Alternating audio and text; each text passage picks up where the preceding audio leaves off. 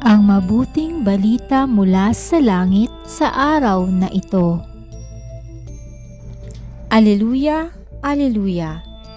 Panginoon, ituro mo na iyong landas ay sundin ko sa pagtahak sa totoo. Aleluya, aleluya. Ang mabuting balita ng Panginoon ayon kay San Mateo. Pinupuri ka namin, Panginoong Hesukristo. Noong panahong iyon, sinabi ni Jesus sa kanyang mga alagad, "Huwag ninyong akalaing naparito ako upang pawalang bisa ang kautusan at ang aral ng mga propeta. Naparito ako hindi upang pawalang bisa kundi ipaliwanag at ganapin ang mga iyon.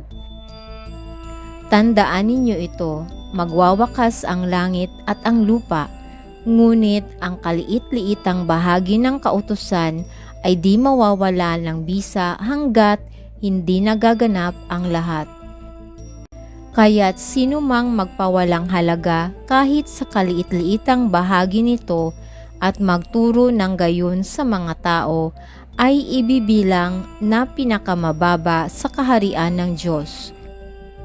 Ngunit ang gumaganap ng kautusan at nagtuturo na tuparin iyon ay ibibilang na dakila sa kaharian ng Diyos."